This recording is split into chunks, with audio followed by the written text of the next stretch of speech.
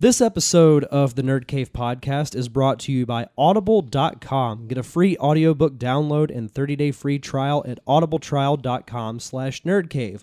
Over 180,000 titles to choose from for your iPhone, Android, Kindle, or MP3 player. What's up, everybody? Welcome to the Nerd Cave podcast. I'm one of your hosts, Derek Diamond, joined along with, as always, Robbie Rawls.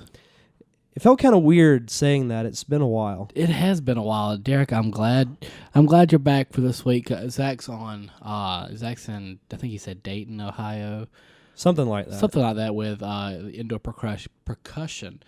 So Derek's been able to brush off the old microphone and bring it back out. So I feel like I had to dust this off for like any podcasting stuff. I feel like I haven't done any of it in the last couple of weeks. Yeah. How things been going? We haven't really talked in a while. I know. Things have been going good. New job. Things are just... Congratulations on that, by the way. Appreciate it. Things are going, actually really good. My car is about to get out of the shop finally, so I'll be able to have my wheels back, which will be, very much appreciated. So, things can't get much better right now. Good. Yeah, things have been really busy for me. We're 2 homestands into the Wahoo season. They're off to their best start in history. I think they're 13-3. Yeah, they have a great record, and your homeboy Malley. I was about to say, I knew Tyler Malley pitched a perfect game the other night, which was pretty impressive. First one in minor league history since 1970? In the Southern League, it hasn't happened since 1970. So it's been a while. It sucks that it didn't happen in Pensacola. It was in Mobile, but of course it would happen at the place where there are no real cameras. Like the only footage is from a cell phone. Yeah. But it's been really cool to see. The 2 of those 3 losses were at the beginning of the season. Like they won opening day and then lost games 2 and 3, and I'm like, I don't know if this team's any good, but then they've just been on a tear. They have been since then. So, yeah, it's been fun to watch. And I've been very thankful every time in Pensacola when they score 5 or more runs, because then I get 50% off of Papa John's Pizza. So keep it up, Blue Wahoos. You're doing a good job. And that's happened almost every day the last couple of days. So yeah. Other than that, if my voice sounds a little scratchy, I apologize. I've been actually sick since Tuesday. That's rough. Yeah, which I guess you could call it the con crud, which is a segue for something that I've been waiting a week to talk about. I was nice on my show. Get ready, talking guys. about it. So I went to Star Wars Celebration last weekend. I was fortunate enough to get a media pass, which was very, very surprising. And you should be ecstatic. Yeah, I got the email saying, you've been approved for a media pass, and I'm like, oh my God, I'm getting, a free pass and getting to do, media to a Star Wars con. Yeah. I'm like, why wouldn't you be excited about that? Exactly. So, we get there, we leave. The con was Thursday through Sunday. We leave Wednesday morning, get to Orlando around Wednesday afternoon, just kind of hang out for a bit. Then we get to the convention center because we're going to camp out to get into the 40th anniversary panel. So we get there and we park in the back lot, which I did that by design so it wouldn't be like as packed whenever we left, the next day or whenever that may be. Mm-hmm. So we walk in, we see the giant LED sign that says Star Wars Celebration. I'm like, okay, this is about to get real. So we go up this escalator and walk down a couple of hallways, and I'm like, there's no real signage that tells you where you need to go. So we ask, the first security person does not know where we need to go, which was not a good sign, which was actually a sign for how really the whole weekend went. So we found our way to the giant room or whatever. We camp out, and then they shut the doors at midnight. And I don't know who had the idea to bring in a DJ at 1 a.m. to get the crowd pumped up. And the DJ's like, everybody who's in here, you're going to get into the panel tomorrow. You guys should be really excited. I'm excited for you. We're all going crazy. We're like, yeah, we're going to get to watch the 40th anniversary panel in person. So DJ plays for like an hour or so, not very long. They open the doors again at 5 for people who didn't camp out, because you can still try to get in line, even though you're probably not going to get in, but you can still try. This group of people somehow makes it to the front of the line, and nothing is done about it. And because of that, we missed out on the 40th anniversary panel. Yeah, when you sent that text, I put my phone down and I was like, "What the heck?" Because this is where was this at? This was in Orlando at the Orange County Convention Center. Now, a lot of people think Disney did this event. They did not. No, they didn't. No. And I'm not just saying that, for me missing out. There were kids who were in line behind us who camped out. Yeah. There were 2 people who flew from France, had never been to America before. They got there that day and were leaving Sunday, and they missed out on it. And see, because people like to think that they're the exception to the rule.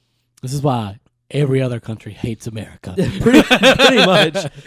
So anyway, we have to watch the stream. They take us to a small theater where we can watch like a live stream. It was different than what they showed online. It was more like a simulcast of what was actually going on in the room. So from there, that was about the only time that we did not wait in a line on Thursday.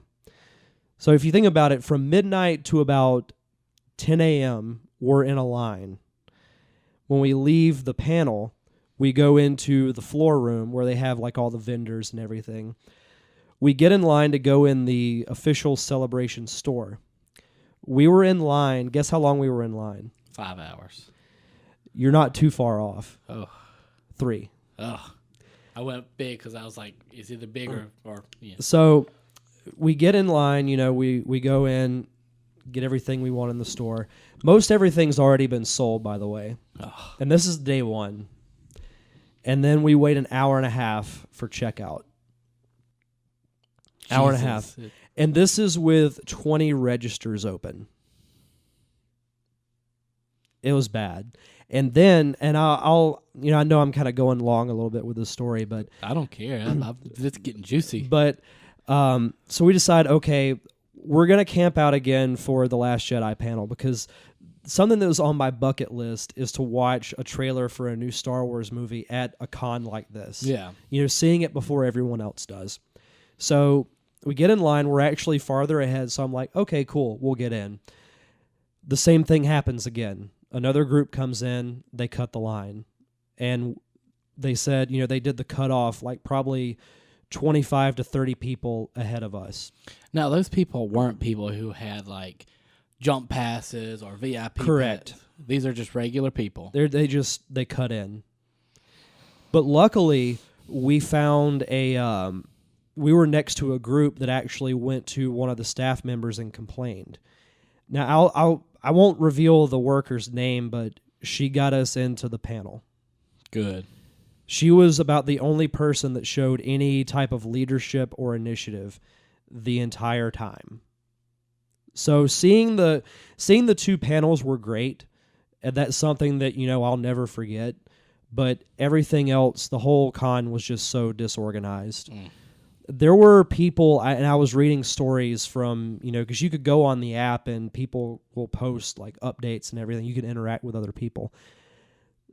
There were people who paid pre-orders for autographs, and they were paid for like 8 or 9 and could only get 2 because that's how bad the lines were. And they didn't get their money back or anything like that? They got their money back, which is good, but still the fact, because I didn't get any autographs at all. It was crazy. It was the way I sum it up is it had some very, very high points and some very, very low points. I don't regret going because of the Last Jedi panel, and still getting to watch the 40th anniversary panel in a theater was really cool. But other than that, It was not a very well-run convention. You would think with a con of that magnitude, they would definitely have... I could see them being a little understaffed because of the staff to, members, people coming ratio would be a little skewed.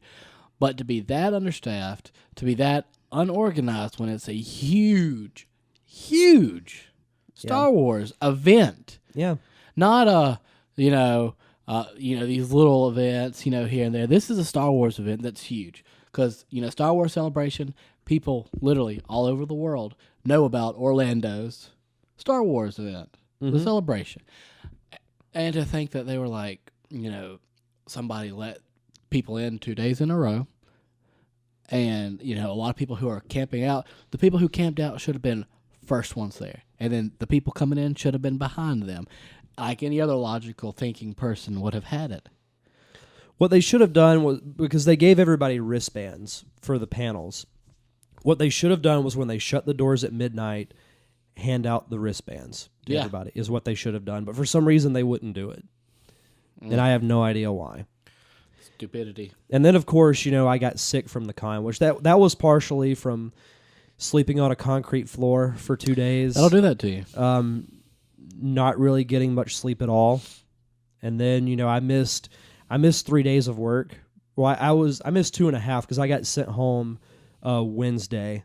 And then I missed Thursday and Friday. I was in bed all day Thursday. And I've just been slowly getting better. And today's, I finally got my voice back. Yeah.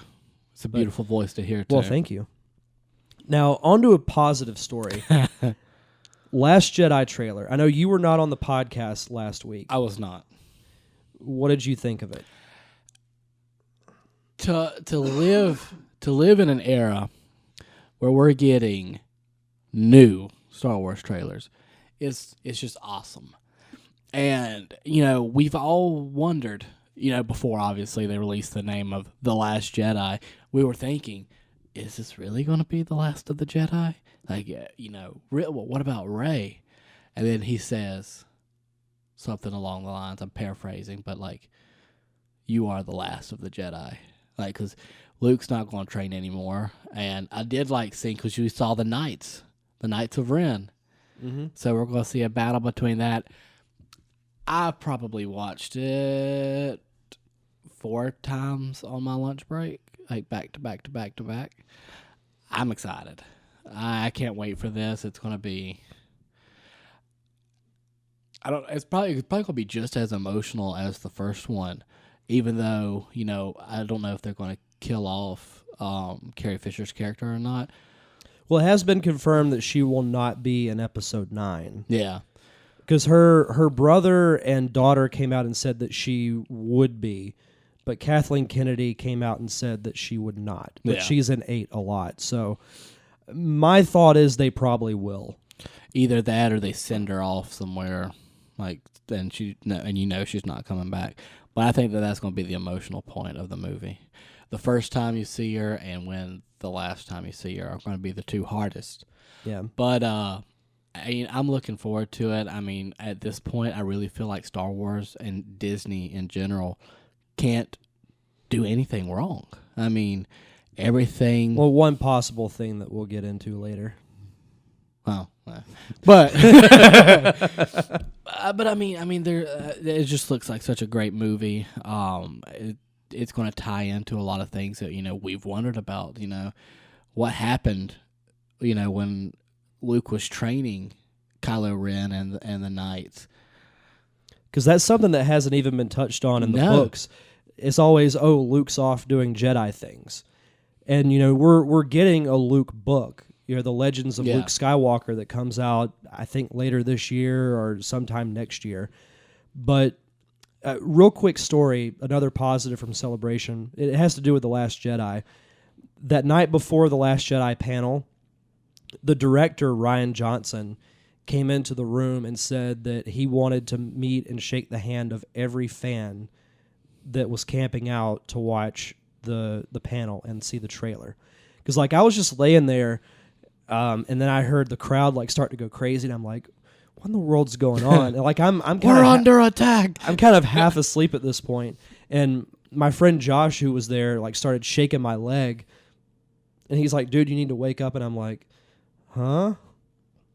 He's like, "Rian Johnson, the director of The Last Jedi, is in here, and he's like shaking hands and signing autographs." And I'm like, "No, he's not." And I try to go back to sleep, and he's like, "No, look, I'm telling you." So I sit up, and sure enough, he's like 2 aisles over from us. And I'm like, Dang. "Oh, sweet." So, we got in line, got a selfie with him, which is my Facebook photo, and got an autograph from him. He signed my celebration program. So that was another highlight. Like, he was really cool to do that. Like, he stayed there till like 4 a.m. That's crazy. Yep. And nice. Yeah. Very nice. He didn't have to do that. No. But I think he probably saw that y'all were getting dicked over. I like to think so. But the trailer itself, they showed it twice during the panel. The first time you couldn't really hear anything because everybody's just screaming. Going crazy. Yeah. And then the second time, everybody was a little more quiet, so we actually got to hear everything. And I'm like, in an age where trailers pretty much give away everything, like if you saw the last Spider-Man Homecoming trailer, you saw pretty much the whole movie. Yeah. Yeah, I was upset about that too. Yeah. But this showed, it was the perfect teaser, and Mark Hamill put it best. A teaser gives you a general idea of something, and just at the very end gives you that little hook that makes you want more. Just like when they did the Force Awakens trailer, when it showed Han and Chewie for the first time, and Han said, "Chewie, we're home." Mm-hmm. We all geeked out over that because it's Han and Chewie. I'm getting excited again just thinking about it. But this one is, Luke saying, "It's time for the Jedi to end." And I'm like, what? And like, you freak out because you're thinking that this could be the resurgence of the Jedi with Rey. Yeah. But my theory is that and we'll have, plenty of months to speculate on this, but my early theory is that he wants to establish something that's more along the lines in the middle ground and not Jedi versus Sith. Because if you think about it, the Jedi failed to sense Palpatine when he basically overtook the Republic, because the whole Republic was really a lie. Mm-hmm. You've got Obi-Wan, who failed Luke because he didn't tell him the truth about his dad. You could make the argument that Luke failed Ben, and then he became Kylo Ren. So, and plus the Sith's biggest recruitment is fallen Jedi. Yeah. So if you have somebody who is basically incorruptible, then the Sith can't, pull them to their side. So that's what I'm thinking, is that Luke wants to establish. I think in the books it's called the Grey Jedi. I'm about to say it's the Order of the Grey Jedi. I think that's what he wants to do, because they're able to call on both sides of the Force. They're the semblance of balance. Yeah. So I mean, that definitely could be a thing where they go. But I mean, it would be really cool to be able to do all the Force push and everything that goes with the light side, but also with some Force lightning. So, I mean, I think that could definitely be an avenue that they go down. Or, what if it's just the end? Could be. There's just so many things that it could be. I don't think Luke's going to go evil. Some people think he is, but I don't think so. He had so many chances to do it already, and I feel like there's not going to be anything as tempting as what he's been through already. Yeah. I think we had this discussion before, that he had been tempted so many times and said no, that it would kind of make all of that for nothing if he said yes now. Yeah. But I mean, I'm excited for it. I'm sure they'll release another trailer or two. I'm hoping they only release one more, because I don't want them to release too much, because they were so secretive with The Force Awakens. And then like the last 2 weeks before the movie came out, they started putting out more TV spots and more TV spots. And I'm like, guys, chill. You've kept everything under the lid for 2 or 3 years. You can wait another 2 weeks. Yeah. But I'm excited for it. I definitely can't wait for it. But our good friend Derek Daniel has sent us some questions. Some would call it a butt ton. Or a thesis. I don't think he sent in a thesis. No, he no sent thesis. In a bunch of questions. Just a butt time. So we're going to talk about something that's very near and dear to both of us. DC CW shows. And I can't tell you how excited I am to answer this question. Derek Daniel asks, Derek, your thoughts on Manu Bennett returning as Deathstroke for the season finale on Arrow, and how bad things will get for Oliver to have to bring in Deathstroke and Captain Boomerang to help take Prometheus. Now, when I read this, I cannot repeat what I said on this podcast. None of us can. Because it was very inappropriate. Like, literally, I was downstairs at work printing off our scripts, and I was, looking at my phone while I'm waiting on them to print out, and I saw that. And literally, I grabbed the scripts, didn't even staple them, ran to the elevator, went upstairs, ran to our office, gave my phone to Adam, my boss / friend, who, we watch Arrow every week at work, and he looked at it and he was like, I mean, how can you not be excited about it if you're an Arrow fan? Especially when you're an Arrow fan, and I know all three of us at the Nerd Cave are huge Manu fans. And hey, kid, like, how are you? Like, the way he talks, just like, I mean, he is the ultimate man crush, not only for women, but for guys too. Okay, we're not ashamed to admit it at the Nerd Cave. No, it's I think it's needed, and I think it's overdue. Yeah, for it to happen. Because I want to say, didn't they put him back on Lian Yu in that prison? Yeah, and he doesn't have the Mirakuru in his system anymore, because he showed up during that one episode in season 3 when Oliver and Thea were trapped on Lian Yu, and they didn't really use him right. And I know he voiced that very much, that he wasn't happy with how that episode went. And it was funny because of the way it was released that he was coming back was by you got a little bug there. I was like, there's something on my forehead. So Stephen Amell tweets out, says, "Welcome back, Manu Bennett," and I'm like, okay, so this has to be real. And then Manu Bennett tweets back, and he's like, "What are you talking about?" I'm like, don't you do that, Manu Bennett. Bad Manu. No. And then of course it was confirmed he will be in the finale. I can't wait.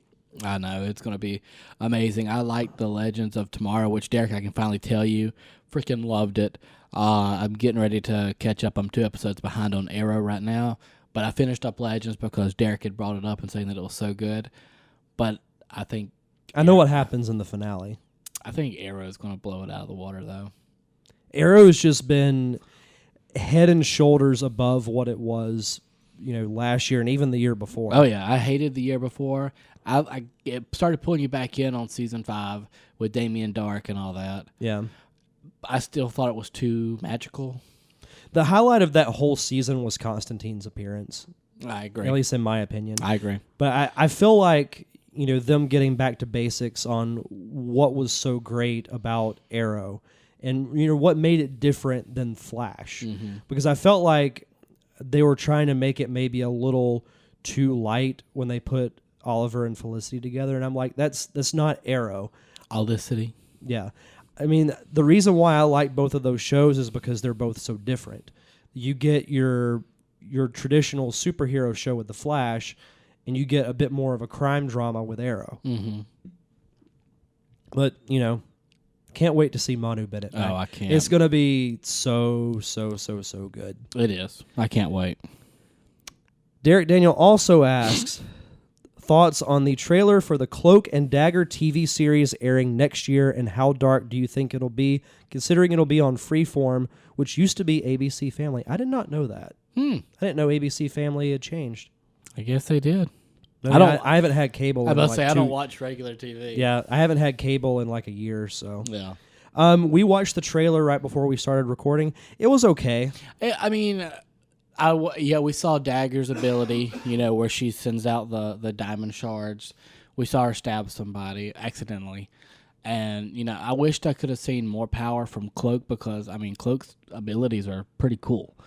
But I think it'll be they're learning about their abilities. Like they just figured it out. And in the trailer she figures out that he's the kid that saved her and everything like that. I think it has potential. Every superhero show has potential. It's just where they go with it, because the Cloak and Dagger story could be amazing, or it could be like the first 6 episodes of oh my god, the Marvel TV show Shield. Once you got past that, Agents of Shield was good, but the first 5 episodes were yeah. I mean, the trailer didn't look terrible, no, but it didn't do anything to really wow me. I mean, I'll give it a shot. I'll watch the first episode, but will I keep up with it on a regular basis? We'll just have to see. I usually give them 3 episodes to pull me in. If they don't by then it's usually bye Felicia. Yeah. Thoughts on the trailer for Krypton TV show, which is a prequel to Superman covering Clark's grandparents. We saw, there was a trailer that was online but got removed before we could see it. Yeah. So they put out a new one that doesn't really have a ton of footage in it, but the concept of it kind of intrigues me. Yeah, like you kind of getting behind the scenes, like you're actually getting to see Krypton and stuff like that, because that's something we've never really got to see, is an extended look at Krypton.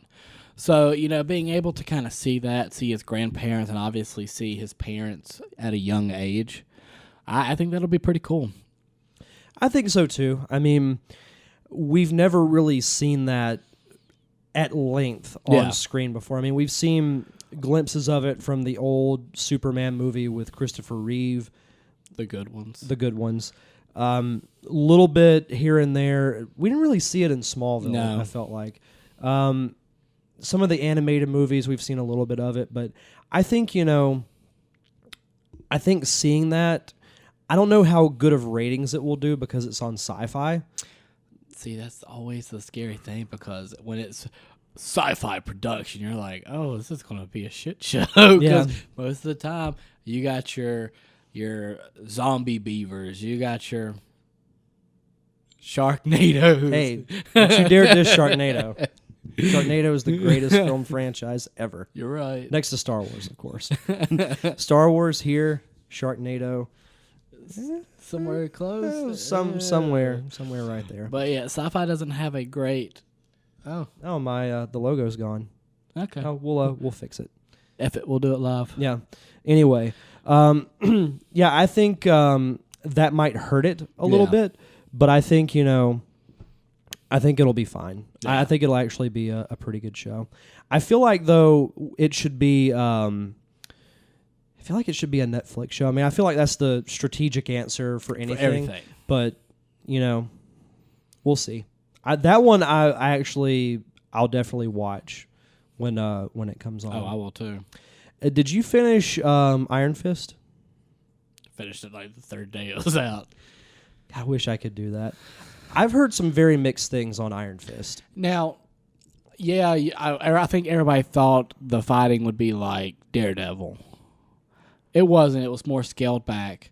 It wasn't as intricate, but it was still cool. I liked it because it kind of reminds you of the older style kung fu movies, and I love those. So it's not for everybody, but it's for me. I like the fighting style. A lot of people were saying Danny was kind of a crybaby, stuff like that. But all in all, I thoroughly enjoyed it. I think he's going to be a great addition to the Defenders, and I can't wait for the season 2 of Luke Cage, Jessica Jones, Iron Fist. Jessica Jones season 2 is in production now. No. Defenders comes out on my birthday. Oh, which is very nice. That'll be a nice full present for you. So I'm excited for that. Where would you rank it compared to like Daredevil, Jessica Jones, and Luke Cage? 4. You can't go wrong. Daredevil, obviously, number 1. Yes. I know Jake is going to give me a lot of crap for this. Jessica Jones, too. I like Jessica Jones. I loved it. It was a little too long. I felt like they could have cut out 2, maybe 3 episodes, and that story would have fit in like in a much better time frame.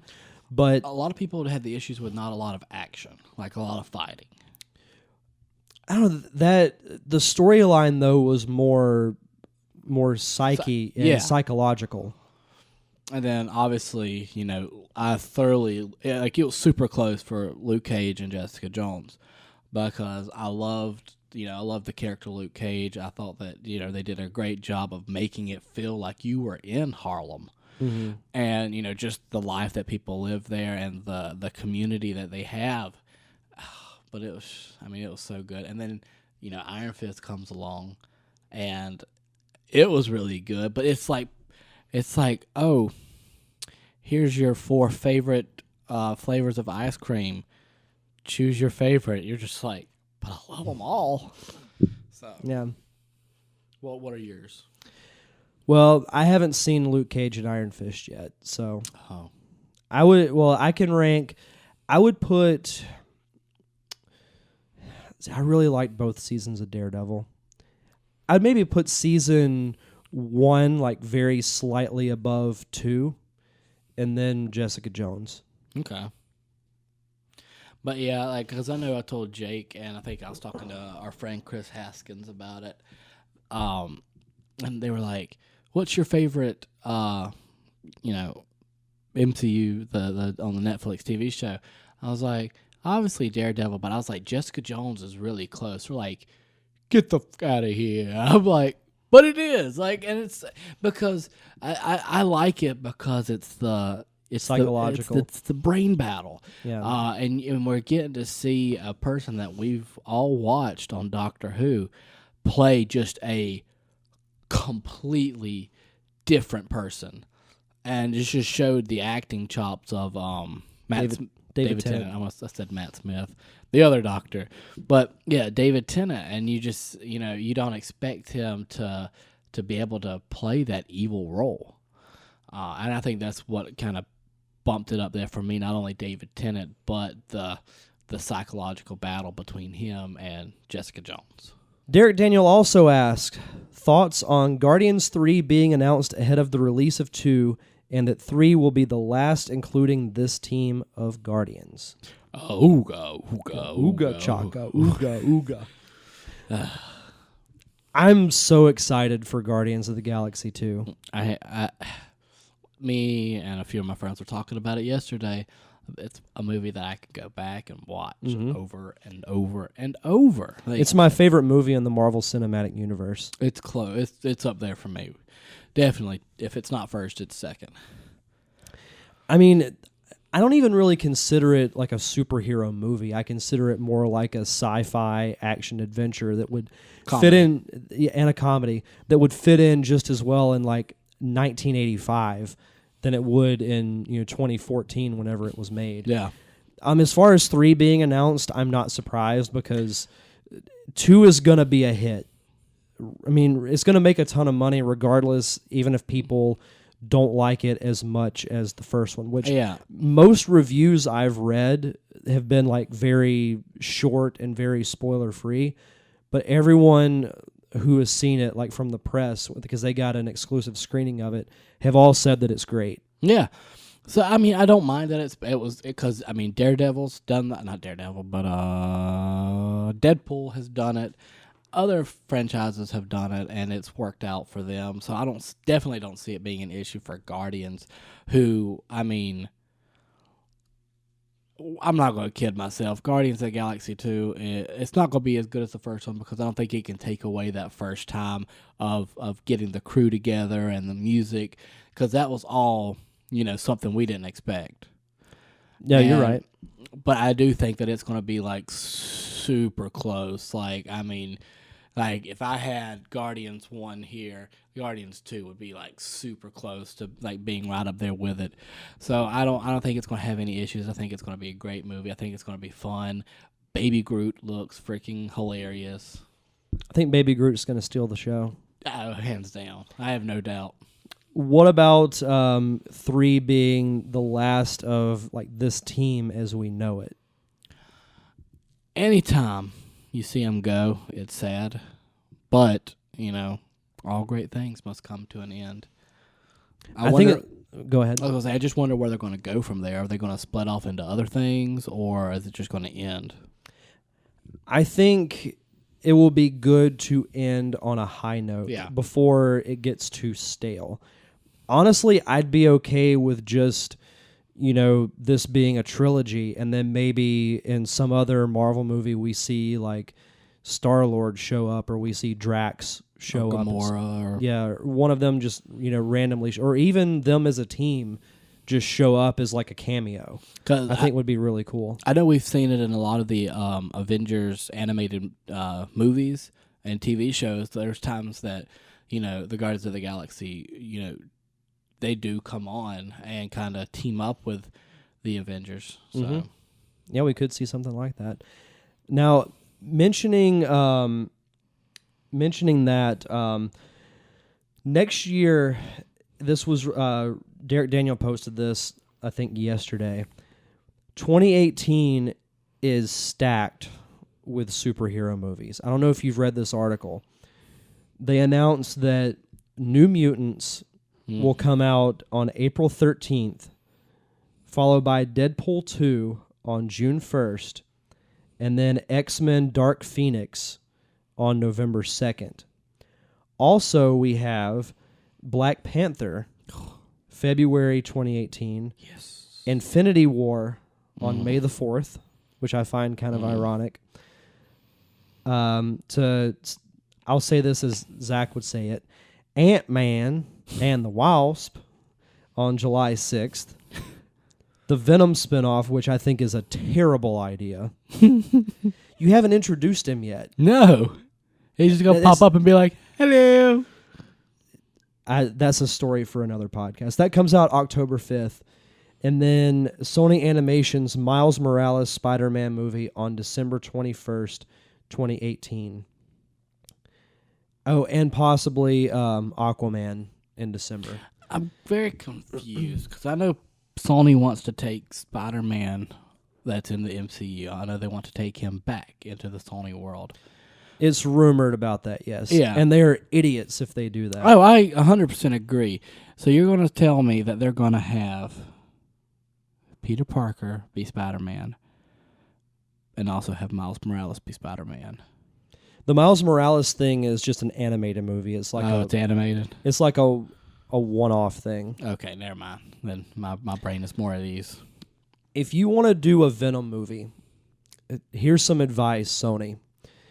Why not after Infinity War, or you could actually do it in Infinity War, maybe have the Avengers go into outer space and Peter Parker just happens to find a black symbiote.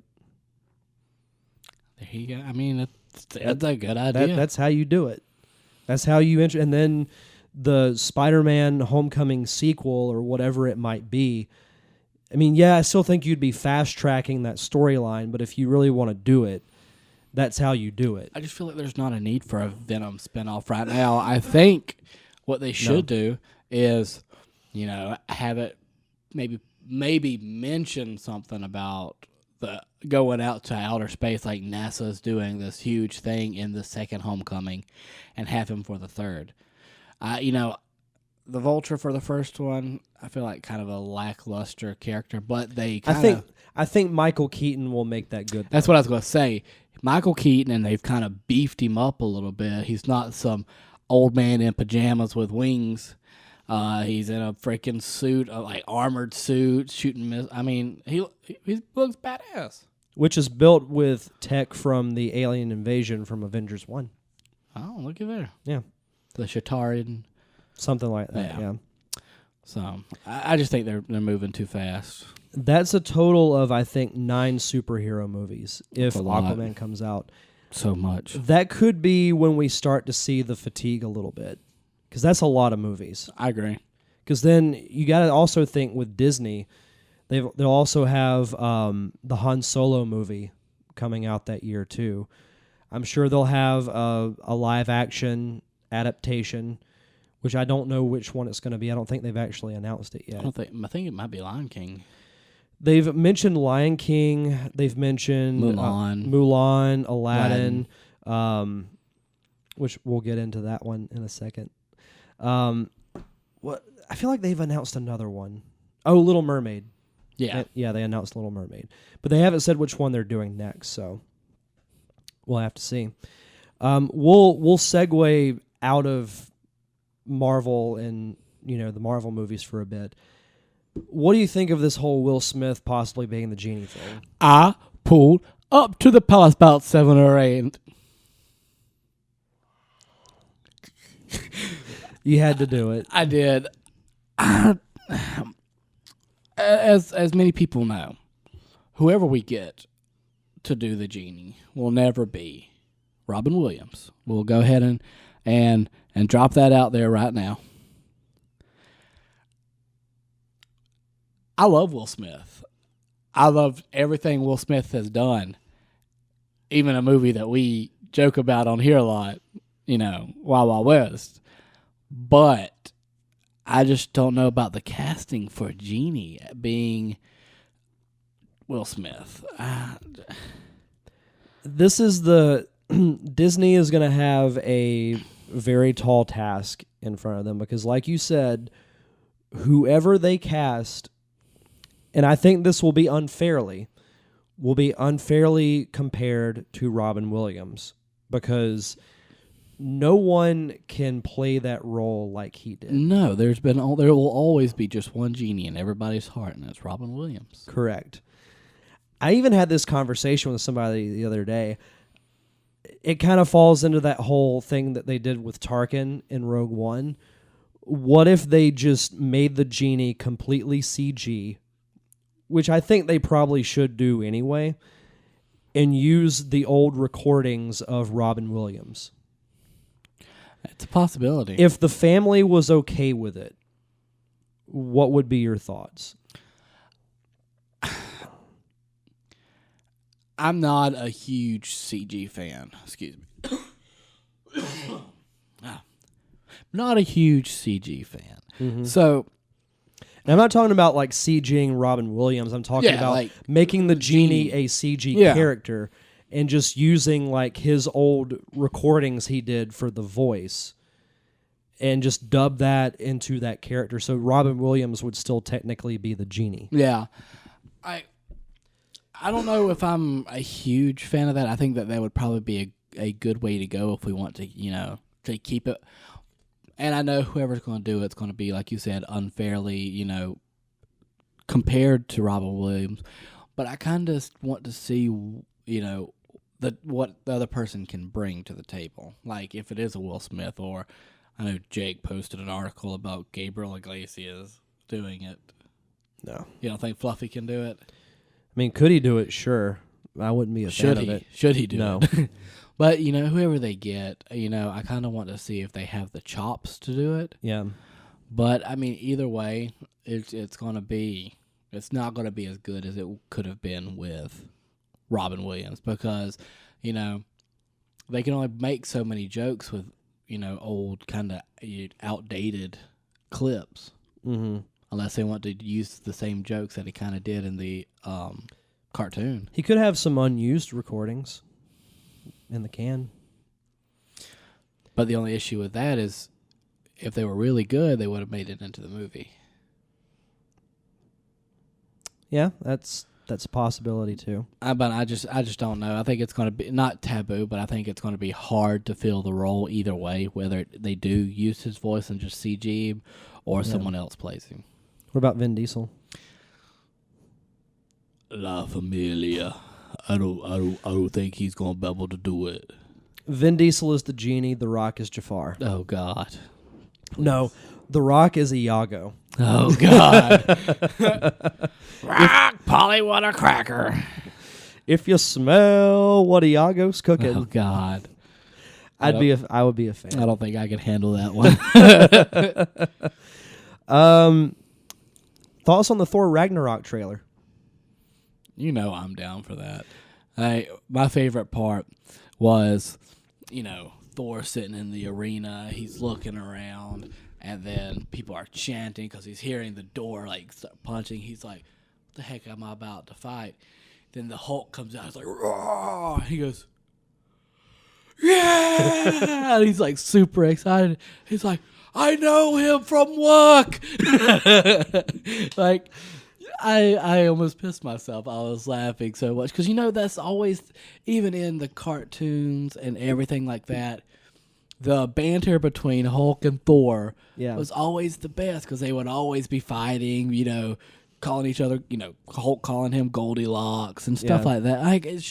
It's fun. I think this one's going to be fun, and I think Jeff Goldblum's character, we finally realized what he is. He's the, I guess, master of ceremony or the head of games. Mm-hmm. So, and it's super colorful because obviously he looks like a very colorful person. So I'm excited for it. I think this is going to be the best one yet. I think so. It looks easily like the best Thor movie that I think they're going to do. It looks fun. I was very sad to see Mjolnir get broken. That was shocking. It was. I was like, oh my God. Because, I know it in the comics, he loses it. He doesn't get destroyed. Mm-hmm. But, Odin was able to make a hammer for Beta Ray Bill. I'm sure if they need to, they can make another hammer. Yeah. But he has to get back to Asgard. Yeah. But I'm excited for it. What are your thoughts? I think it looked really, really good. I was shocked at not necessarily how good it looked, but the tone that it had. Yeah. It had a little bit of a Guardians of the Galaxy feel to it. Because you had I think it was Led Zeppelin, had the song for the trailer. Mm-hmm. Seeing the Hulk in Gladiator armor was sick. Because how long have we loved Planet Hulk? Yeah. So to see I'm really excited for it. To see it finally being played out in a movie just has, oh my God, has me, I'm as wet as can be right now. I agree with that. All right, let's move on to some little bit of gaming stuff. Derek Daniel also asks, he asked for my reactions to Nintendo discontinuing the NES Classic, but maybe, if the rumors are true, putting out a SNES Classic this year. I saw that and thought of you. The NES Classic being discontinued, not really surprising. I think Nintendo poorly handled that thing from the start. And they said it was not meant to be a long-term thing, but I don't understand why it cannot be. Because you had the demand for it. Yeah, I still want one. And I mean, maybe they've learned from their mistakes and they won't do it with the SNES. I mean, this is going to be one that I will track down way more aggressively than the NES because the SNES is that was my console growing up. I played it the most. I mean, I loved the NES, but I mean, if you're talking about the time that we grew up in, it was ruled by the SNES. Oh, absolutely. And it had so many great games on it. I don't know how they can limit it to just 30. I mean, you've got your no-brainers like Mario World, Link to the Past, so many great RPGs, Ninja Turtles. I mean, I just hope they don't give each store like 3. What if they made the memory capacity just a little bit bigger and they went to like 60 games? Because like you said, I mean, I know I had a crap ton of games that I played on my SNES. I mean, they should. And what would be cool, I don't think this will happen, but what if they included NES games on it? Since they're discontinuing the NES. And I mean, this could lead to next year they do an N64 Classic. Hey, it could happen. It could, and oh my God. Because, I was learning the game on the NES. I kind of understood what I was doing with the SNES. But God, did I enjoy the crap out of my Nintendo 64. Mario World, Ocarina of Time, Shadows of the Empire, Rogue Squadron. Oh my God, I even enjoyed freaking pod racing. The pod racing was not a terrible game. So many good things. Oh yeah, you had Pikmin was GameCube. You had Mario Kart 64, Star Fox 64, best Star Fox game of all time in my opinion. Smash Brothers. Yep. WCW versus NWO. Yep. NWO Revenge, WrestleMania 2000. A lot of good games. GoldenEye. Oh yeah, Banjo-Kazooie. Yeah. Well, I don't. Well, that's made by Rare, so I don't think they can put that on there. No. Oh, you remember that game Yooka-Laylee that was coming out? This like the spiritual successor to Banjo-Kazooie. Okay. We've talked about it on the podcast in the yeah. past. It came out and I bought it. I haven't played it yet. Okay. Even the cover looks kind of like the Banjo-Kazooie cover. You'll have to tell me how it is. I'm excited to play it because that's like a top 10 all-time favorite game for me. What system? Banjo-Kazooie. PS4. Okay. It's for PS4 and Xbox One. Okay. So I got it for the PlayStation, of course, because I do not own a Xbox. You weren't here when I announced it on the podcast, or I think you might have been. But I am now an owner of a PlayStation. I saw that. Yeah. Welcome to the family. A few more questions here. Jake asks, where is Robbie's cooking segment and why have we not done another? Well, we did one, but it didn't make it very far because it was... I need to make something that lasts longer than what it did because it was super short and it was not the greatest. But I'll come up with something that might not be a dessert. It might just be me making, some kind of pasta or something. So we'll see. Do it for the 4-year anniversary show, which one we'll announce details on that at a later date. Let's see. Steve Wise asks, any good movies in pre-production? Yes. Yes. This is actually something that I'm excited to talk about because Steve is, for those who don't know, Steve Wise is the programming director of Pensacon. He is directing a short film called Survey, which is filming in June. And one of the cast members will be Jason Robbins, my co-host on Nerd Cave Retro. And I will be on crew for that. I'll be running sound, so really excited to do that. I think shooting tentatively is in the first weekend in June. Okay. So really excited to do that. Been putting some irons in the fire as far as the film stuff goes. So we're just kind of waiting. Yeah, anything I can do to help you and Steve, let me know. There's one that I kind of was glancing over at earlier today. It's a movie called Smart House. I know when I think of Smart House, I go back to the Disney Channel, the Smart House movie they had on there. Oh, yeah. About the kid won the house. But this one, in a digitally connected world, a family in the Witness Protection Program is placed in the custody of a state-of-the-art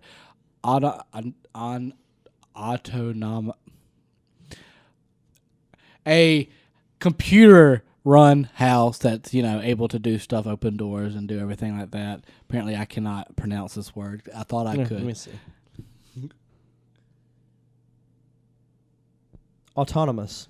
Yep, that word. When a group of assassins locate the family, the Smart House goes into a lethal defense mode. So it's kind of taking what I loved about Smart House and cranking up the voltage about 10,000 volts. So, that looks like something that could be cool. I don't know who, because it didn't really say who it's being made by or everything like that. I'm sure I could find out if I, searched it up a little bit. But just the idea of that sounds like pretty cool. Like, for sure. It's kind of like Smart House, Home Alone, and, some super big action movie comes together. All we need is Kevin McAllister. Young Kevin McAllister. Yeah. Just pluck him from Home Alone and put him in this movie. We don't want, what's his name, coming back now. He kind of looks very creepy. A little bit, yeah. A little bit. Little Macaulay Culkin. Ugh. Last question from Nick Caputo. What could Derek Daniel do to finally get a push to get off mid-card status? Adam Gumbert says nothing. If you don't know, it's a wrestling term. Mid-card is somebody who's wrestles in the middle of the show and isn't really relevant. I think, with me not being around as much, he could use that as an opportunity. To rise through the ranks. Yeah. Because we've had Allie on, a few times. So, me and Zach's talked. We're not opposed to having, guest spots and stuff like that. So, I think we've already had Derek Daniel on once. He might have been on the week after I left. I think so. Something like that. So. No, just you gotta take your opportunities when they get here, sir. So Get on your knees and start pleasing. I think maybe like you could maybe be a good Intercontinental or a U.S. champion. Then maybe he'll occasionally. I mean, we're not gonna give him a huge belt, but one Yeah. of those little tiny ones, Yeah, we'll cut him off a sliver and be like, "There you go." yeah, something like that. Is there anything else you want to plug, Mr. Rawls? I think that's about it for everything on my end. Guys, if you want to find us on Facebook, we are all over Facebook, Instagram, Twitter, all under Nerd Cave. I mean, especially on Facebook, if you want to be a part of a great, thriving nerd community. I know we post there regularly. Derek Daniel also does, and a lot of our other good friends. You just go to our group. It's the Nerd Cave group. A lot of great people there. Also, Twitter, we're at Nerd Cave Vids, and Instagram at Nerd Cave Vids as well. If you want to follow us on Patreon, just go to patreon.com/nerdcave. If you want to get early access to this show, the show comes out for free on Friday, but if you want it early, you can get it on Mondays. Just go over to patreon.com/nerdcave. You get all other kinds of cool exclusives as well. Might even throw a cookie in at some point. What else is there? Oh, there's other podcasts that we do. Mondays, we have the Nerd Cave Retro Show with myself and Jason Robbins. Tuesday is my solo show, The Derek Diamond Experience. Wednesdays, during football season, we have Fantasy Football for Nerds. Thursdays, we have Battle of the Brands, our wrestling podcast. We've been on a little bit of a hiatus for the last few weeks, but we'll be back this week. Fridays is this show, the Nerd Cave Podcast, and on Saturdays, we have our friends over at the Pop Culture Palette. Always a mouthful. Anything else, Derek? Yeah. Audible. Yes. Audible, for those of you who are listeners of this podcast, Audible offers a free audiobook download and 30-day free trial to give you the opportunity to check out their service. Finally finished Bloodline, the newer Star Wars book. I don't know if you've read it. I have not. Very good. It's takes a little bit to get going. It's Leia-centric, and it deals with a lot of what happens with the Senate between Jedi and Force Awakens. Okay. Very, very good. There's a lot of stuff that goes down that you may not think about. That's very So interesting. you should definitely check that out. Go to audibletrial.com/nerdcave to get your free audiobook download and 30-day free trial. And I believe that is it. But it was good coming back on. It was great to have you. You know, anytime you want to come back in, just stop on by and say hey. Absolutely. No, I'll be back for sure whenever we do the 4-year anniversary show, which will be sometime in May. So stay tuned to social media for that. And I believe that's it. Well, guys, thank you for staying and hanging out with us. This has been Robbie. And Derek. And that's how a cookie crumbles.